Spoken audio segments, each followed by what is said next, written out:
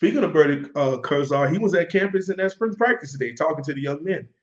That's funny you bring him up. I didn't know how massive he is. It's like Like 6'5". he's a true 6'5", 6'6". He's Yeah. out there in like dress shoes and slacks, and he's towering over our players and Coach Cristobal. And Coach Cristobal is like D1 offensive tackle who's about 6'3", 6'8". He's like he got like he's like, hey Mario, hey, how you doing? Like looking down at him, like God damn, he's big. He's a big dude.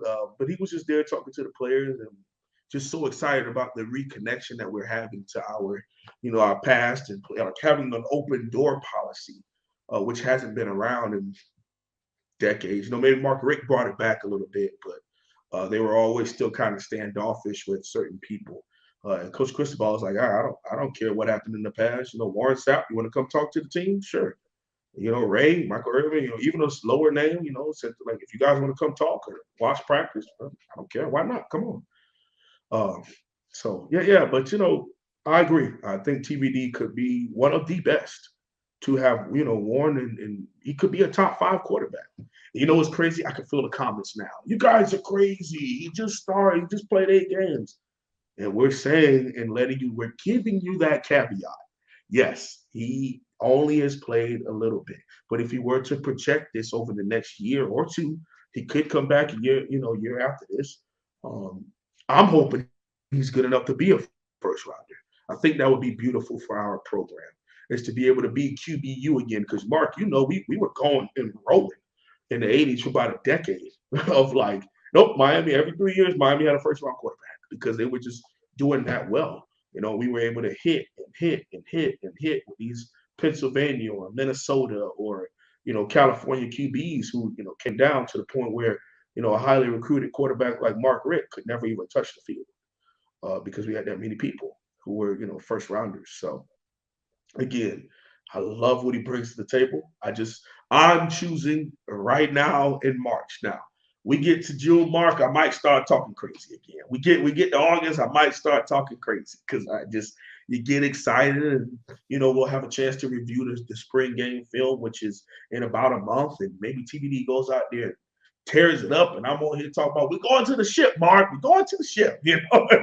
Who knows? But as of right now, I'm choosing to try to keep it kosher and not add that pressure to it, because I remember when De'Aaron King came here um, to the University of Miami, and the Miami football page was calling him the King of Miami, and hashtag King of Miami was a thing. And I'm like, I think he's a really good quarterback, and I'm happy he's coming in. I love his mixture with Coach Rhett Lashley, but let's allow him to go out and play some football first before we just throw all of this, the hype on him. And at the end of the day, that's what fans do, but it's our job as media to try to be a little bit more professional about it. So I'm choosing to take that road on that one.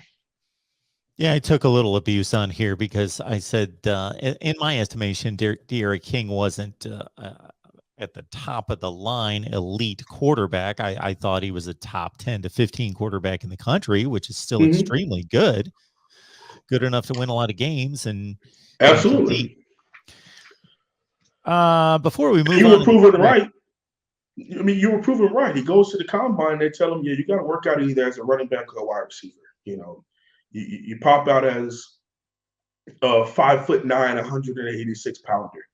Um, Again, there's no slight towards that man. I have no disrespect towards him, but even in his time at Miami as a quarterback, I was very open and honest about the fact that I just didn't see it.